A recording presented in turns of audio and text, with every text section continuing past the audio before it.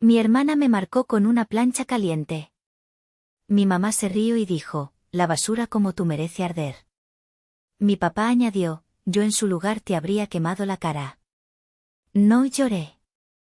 Grabé sus palabras, se las mostré a todos y les quité hasta el último centavo antes de destruir sus vidas para siempre.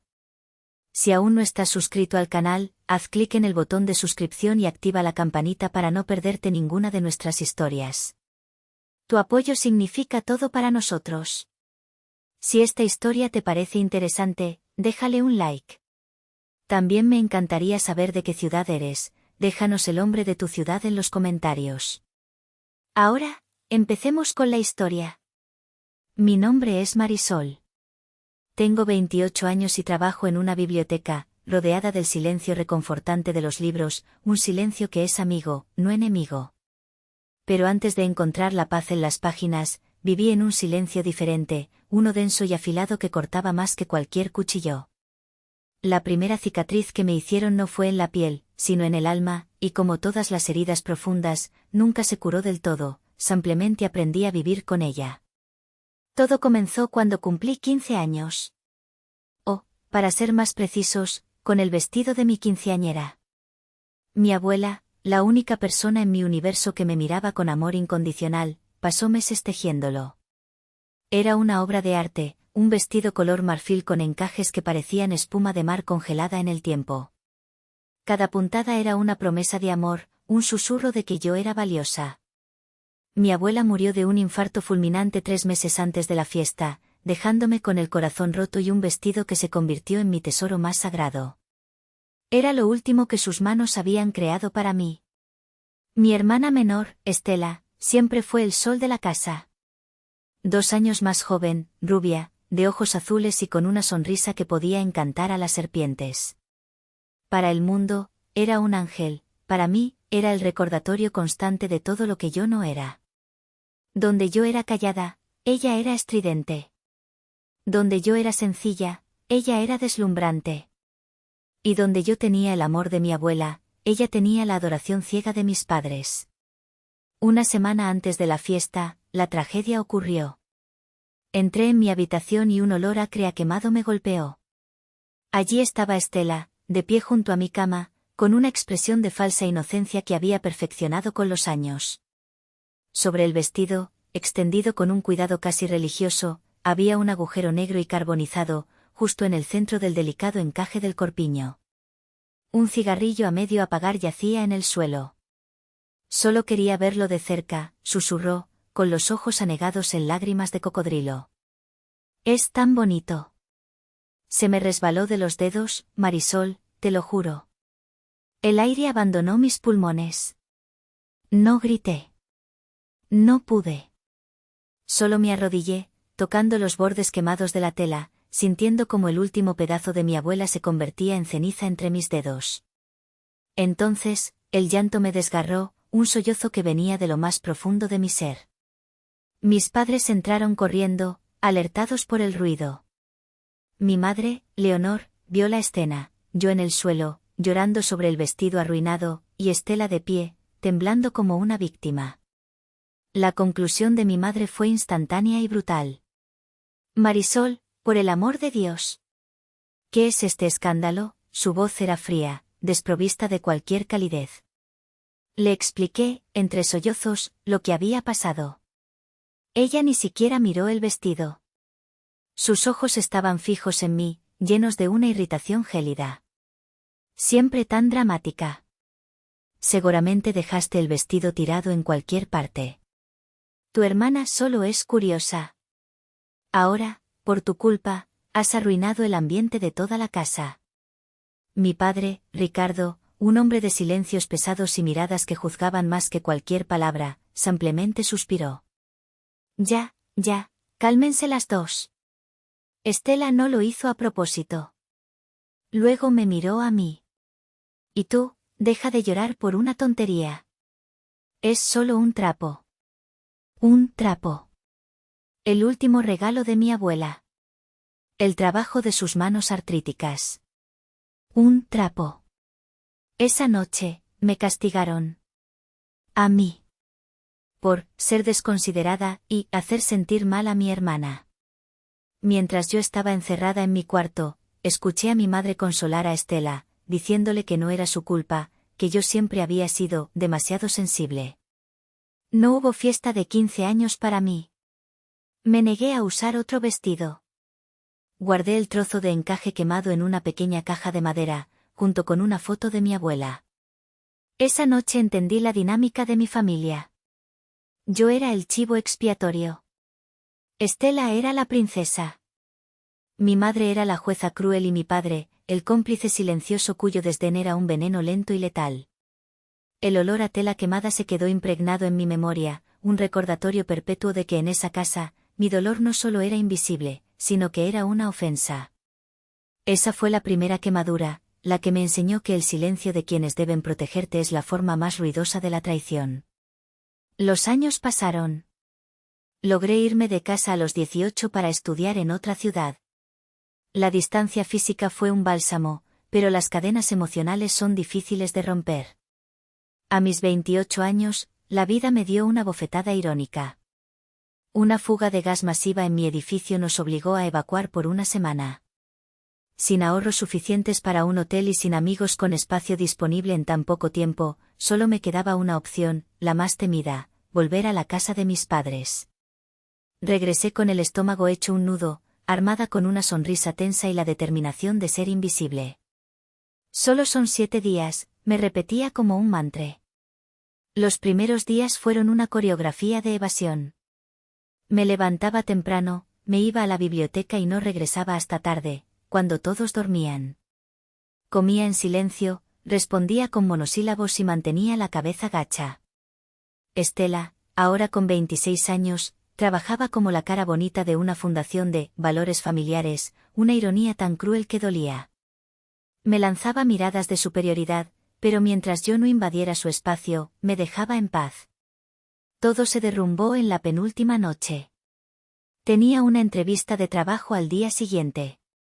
No era cualquier entrevista, era para un puesto de archivista en un museo prestigioso, una oportunidad que podría finalmente darme la independencia económica para cortar el último lazo con mi familia. Mi única blusa decente para la ocasión estaba arrugada. Con el corazón en la garganta, bajé al cuarto de lavado. La plancha estaba allí, sobre la tabla. Era vieja, pero funcionaba. Mientras el vapor siseaba sobre la tela, la puerta se abrió de golpe. Era Estela. Sus ojos brillaban con una mezcla de alcohol y malicia. Olía a vino dulce y barato.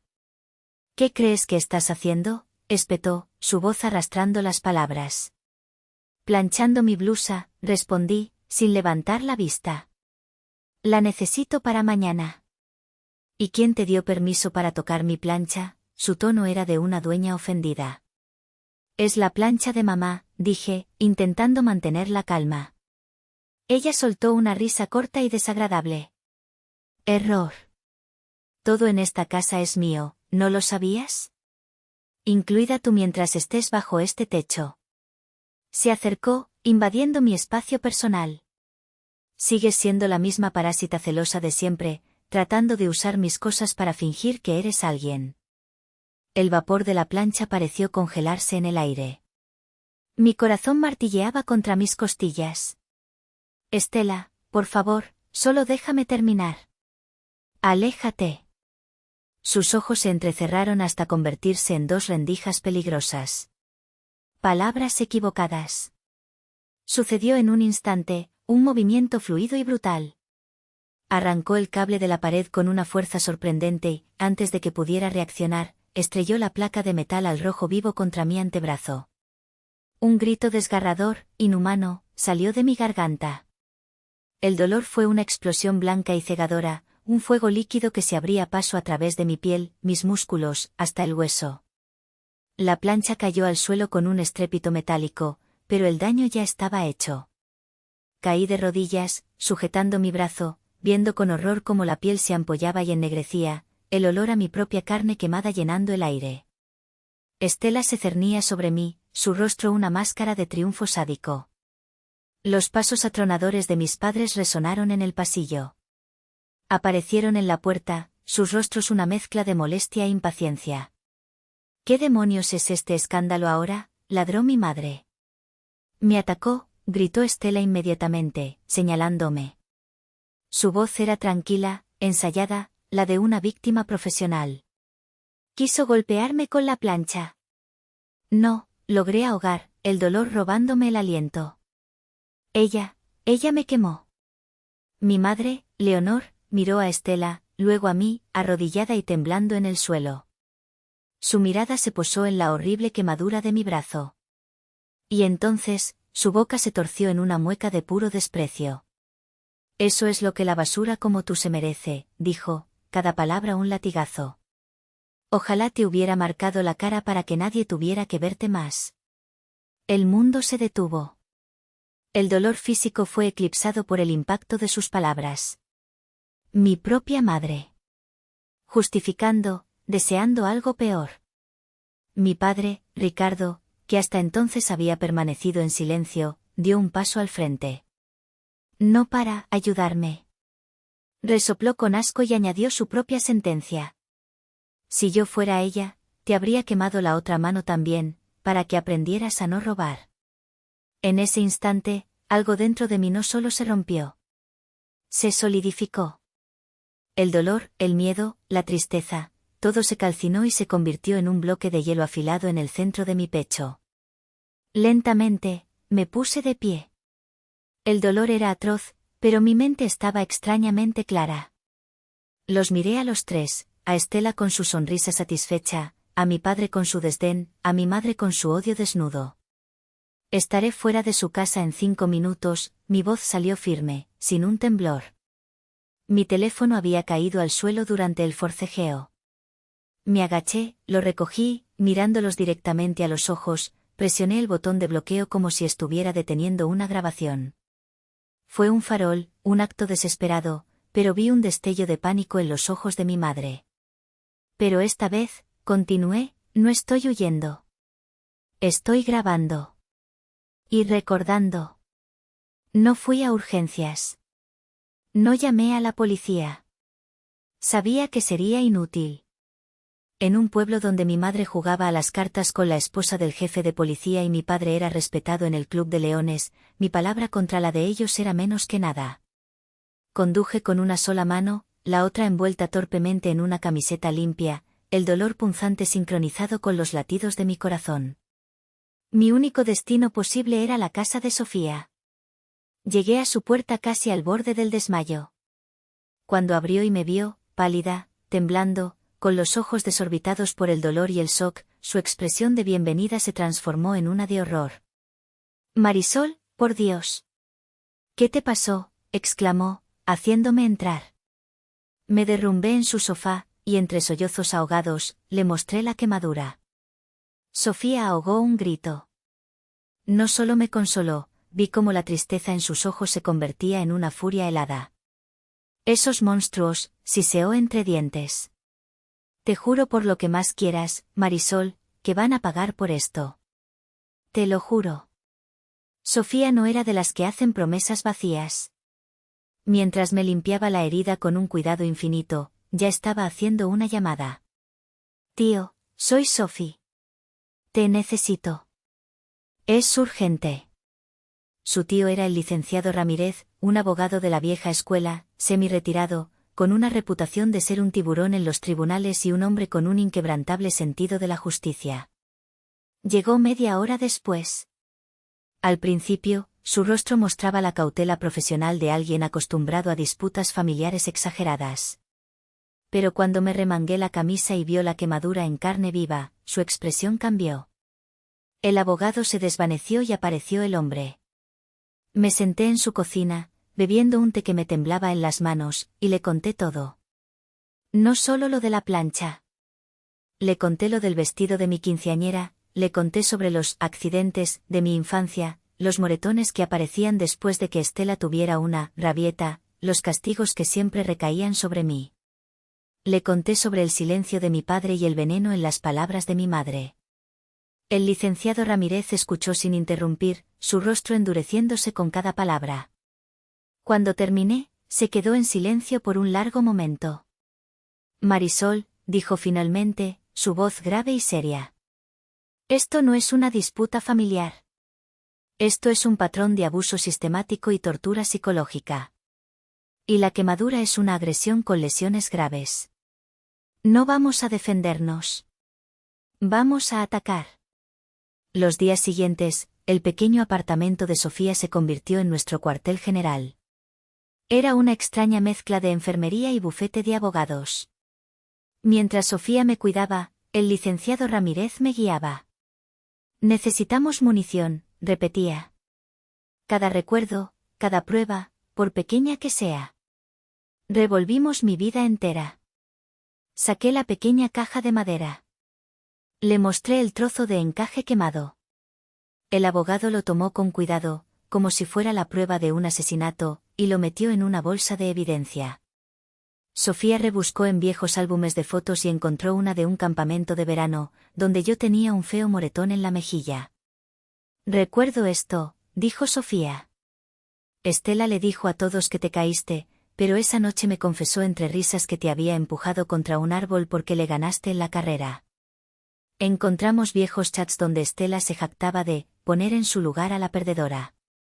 Rescatamos un correo de voz que mi madre me dejó una vez, donde, después de una discusión, se reía con mi tía Elena al otro lado de la línea, diciendo, «Ay, esta Marisol, siempre tan dramática, no aguanta nada». Cada pieza, por sí sola, era una anécdota triste. Juntas, pintaban un cuadro aterrador. El licenciado Ramírez organizó todo metódicamente.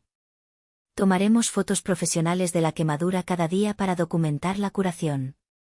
Iremos a un médico legista, no al hospital local. Necesitamos un informe imparcial. Y no te preocupes por los honorarios, dijo, deteniendo mis protestas. Aceptaré este caso pro bono. Mi verdadera paga será ver la cara de esa gente cuando la justicia, la de verdad, les caiga encima. Por primera vez en mi vida, no estaba sola.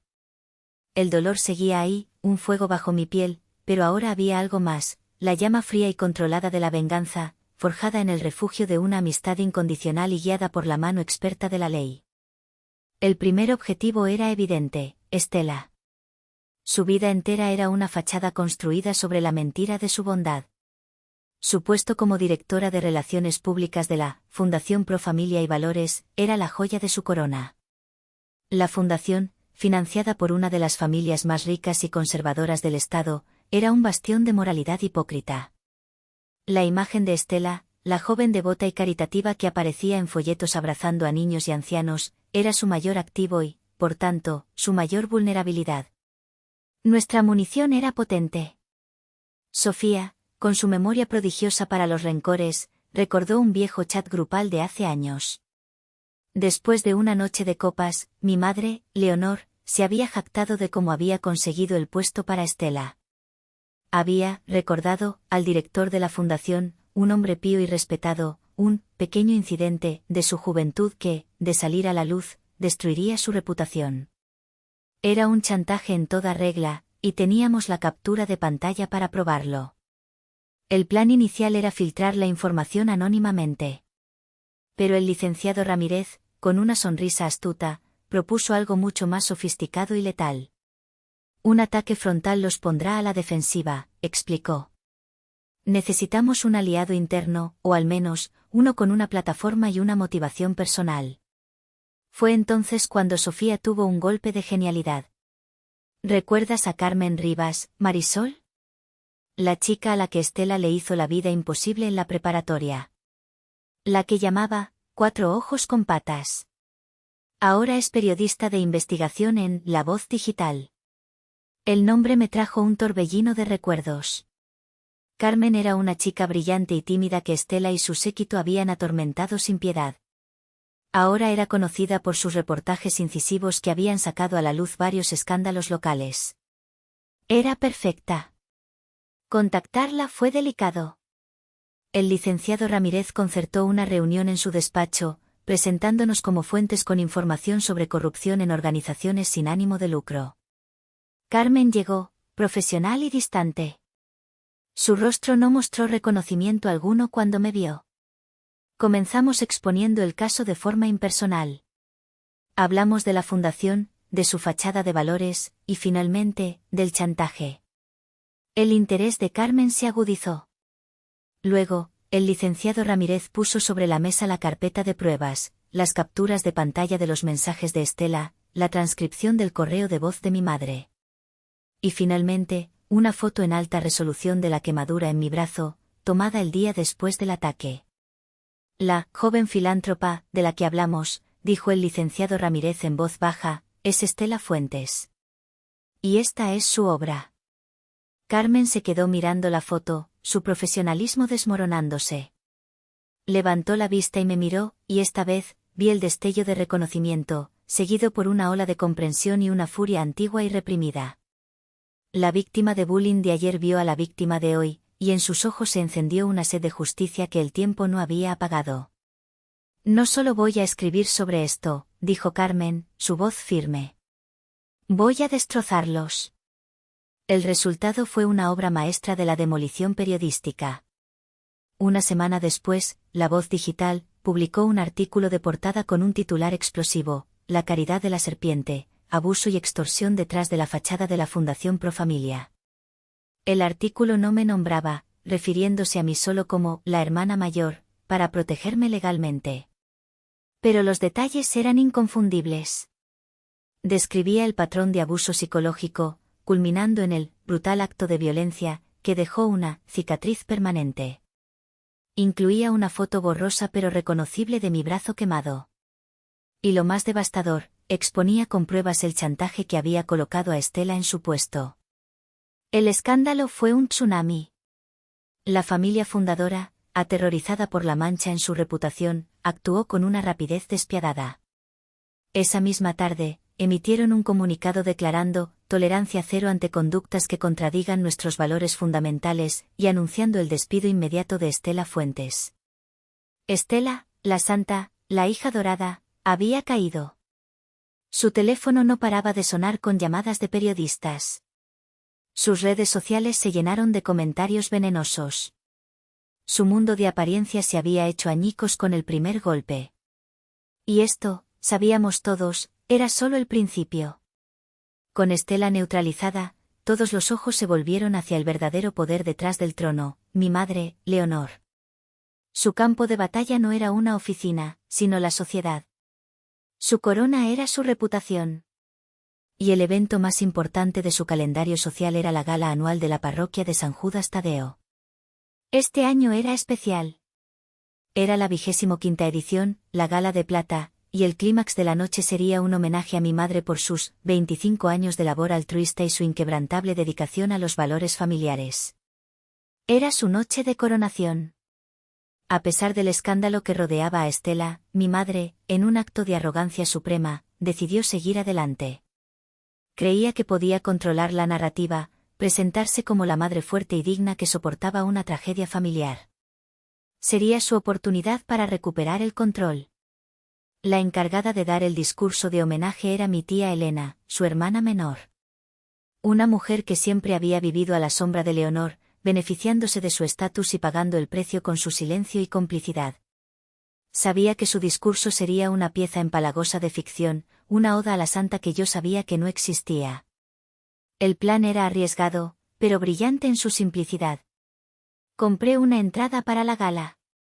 Gasté parte del dinero que me quedaba en un vestido elegante y discreto. Quería verme serena, no como una víctima vengativa. Quería que la sorpresa fuera total. Llegué a la gala y el aire estaba cargado de susurros. La gente me miraba de reojo, cuchicheando sobre el desafortunado asunto de Estela.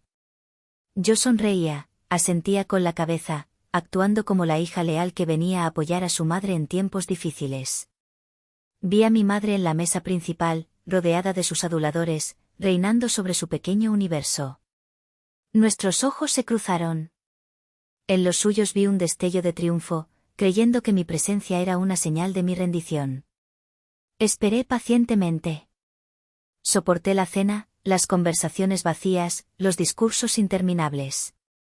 Finalmente, llegó el momento. El maestro de ceremonias anunció el homenaje a doña Leonor Fuentes. Mi tía Elena subió al podio, con la voz temblorosa de una emoción fingida. Su discurso fue todo lo que esperaba. Habló de la integridad moral de mi madre, de su corazón generoso, de cómo había criado a 2 hijas maravillosas. Con cada mentira, sentía como el hielo en mi pecho se afilaba. La gente aplaudía en los momentos adecuados, completamente absorta en la farsa. Cuando tía Elena terminó con un brindemos por nuestra querida Leonor, un verdadero ejemplo para la comunidad, el salón estalló en aplausos. Mi madre se puso de pie, con lágrimas de cocodrilo en los ojos, lista para recibir su placa de reconocimiento. Ese fue mi momento. Con una calma que no sentía, me levanté y me acerqué al maestro de ceremonias, que estaba a un lado del escenario. En mi mano llevaba una pequeña memoria USB. Un homenaje sorpresa de la familia, le susurré con una sonrisa cómplice. Un vídeo que mi madre querrá que todos vean. Por favor, póngalo ahora. El hombre, contagiado por el ambiente festivo, asintió sin dudarlo y se la entregó al técnico de sonido. En las 2 pantallas gigantes que flanqueaban el escenario, la imagen de la parroquia se desvaneció. Mi madre, que había empezado a caminar hacia el podio, se detuvo, confundida. La pantalla permaneció en negro por un segundo, y luego, el sonido llenó el salón. No era música. Era mi voz, ahogada por el llanto. No, ella me quemó. La imagen que apareció no era un vídeo. Era una foto en primer plano de mi brazo, tomada esa misma noche, con la piel roja, ampollada y ennegrecida. Un jadeo colectivo recorrió el salón. Y entonces, la prueba definitiva. El audio que había logrado grabar con mi teléfono en el bolsillo, segundos después del ataque. La imagen en la pantalla seguía siendo la foto de mi brazo, pero el sonido era cristalino, amplificado por el sistema de audio del salón. Primero, la voz de mi madre, clara y venenosa: eso es lo que la basura como tú se merece. Ojalá te hubiera marcado la cara para que nadie tuviera que verte más. Un silencio sepulcral cayó sobre la audiencia. Podías oír el tintineo de un cubierto al caer. Luego, la voz de mi padre, gutural y llena de desprecio: si yo fuera ella, te habría quemado la otra mano también, para que aprendieras a no robar. El silencio se convirtió en un estruendo de horror contenido. La gente se miraba, con las bocas abiertas. Mi madre se quedó paralizada en medio del escenario, su sonrisa congelada en una mueca grotesca. Su rostro pasó del blanco al rojo y de nuevo al blanco. Mi padre, en la mesa principal, parecía haberse encogido, intentando hundirse en su silla. Me acerqué al escenario, subí los 2 escalones y me paré a su lado. Me incliné hacia su oído, mientras 200 personas nos observaban en un silencio absoluto. Disfrutando del aplauso, mamá, le susurré. Fue como si mis palabras hubieran roto el hechizo. Se dio la vuelta y, sin mirar a nadie, corrió. Corrió fuera del escenario, fuera del salón, huyendo de la verdad que acababa de destrozar su mundo.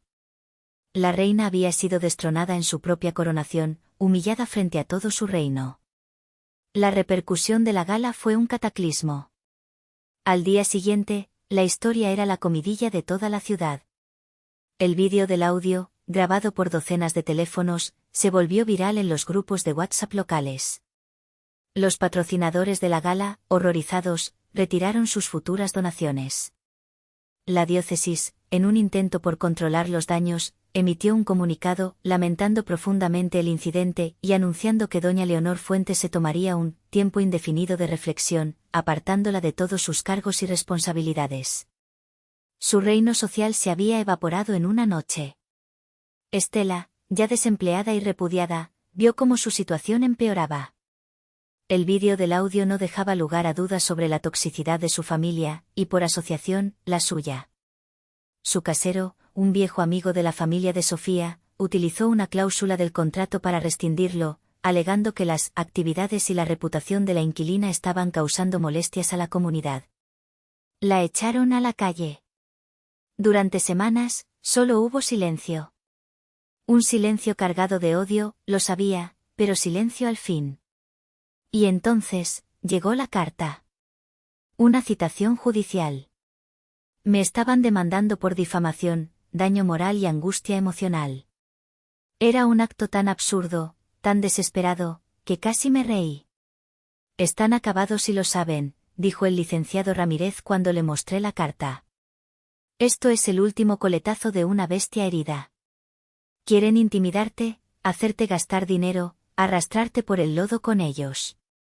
No va a funcionar. Estábamos más que preparados. La audiencia preliminar se fijó en un pequeño juzgado de la ciudad.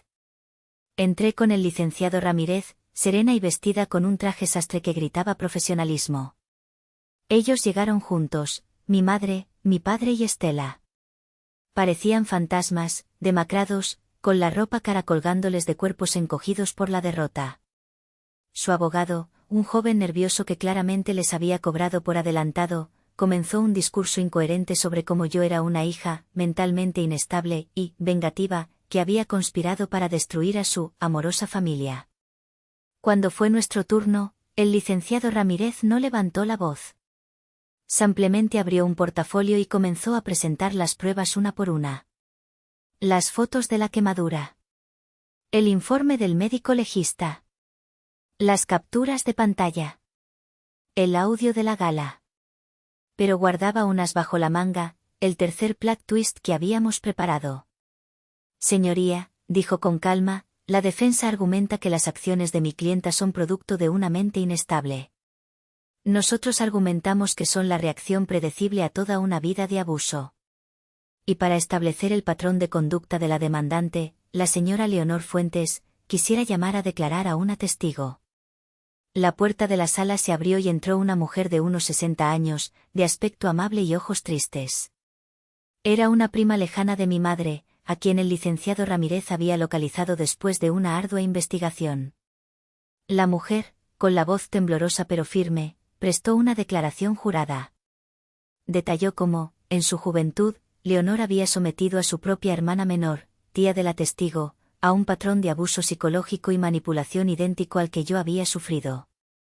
Habló de cómo Leonor la aisló, la humilló y la saboteó hasta que la hermana, con el corazón roto, cortó todos los lazos con la familia y se mudó al otro extremo del país para nunca más volver. Leonor siempre ha necesitado a alguien a quien culpar, a alguien a quien disminuir para sentirse grande, concluyó la mujer, mirando a mi madre con una pena infinita. Es su naturaleza. El testimonio fue devastador. Destruyó el último vestigio de credibilidad que le quedaba a mi madre.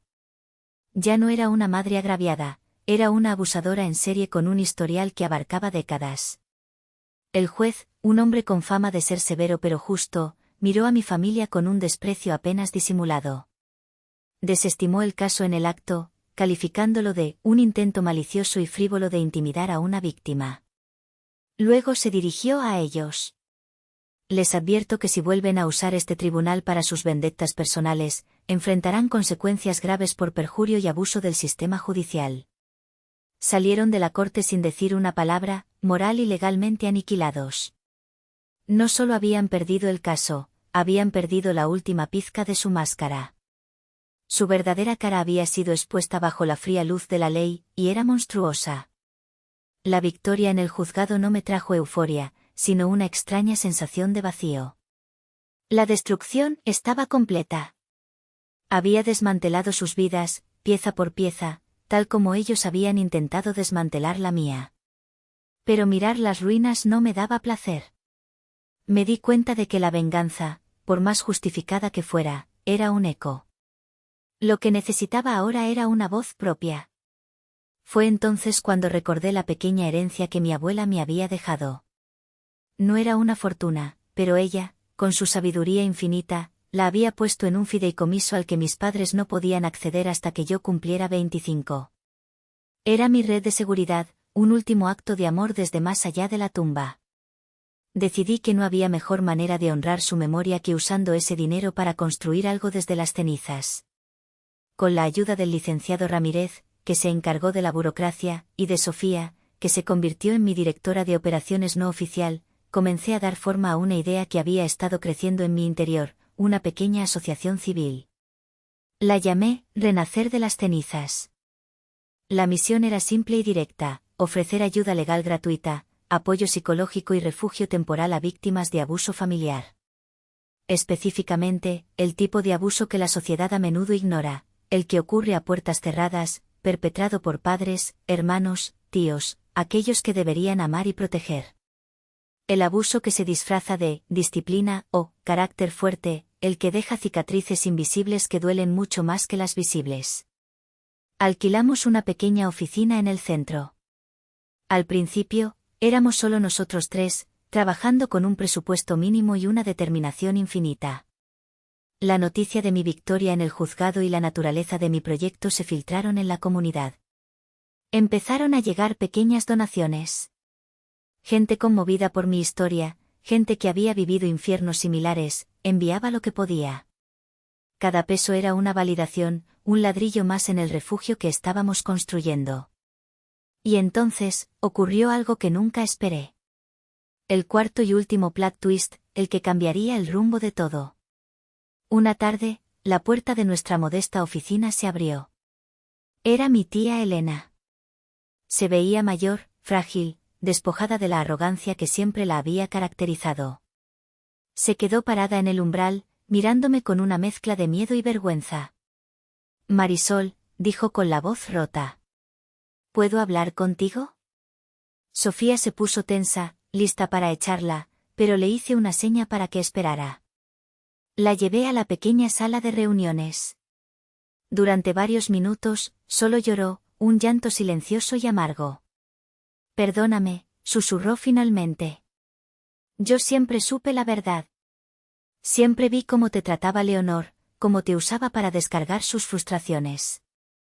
Y nunca dije nada. Tenía miedo. Miedo de perder mi lugar en la familia, miedo de que se volviera contra mí. Fui una cobarde. La escuché en silencio, sin saber qué sentir.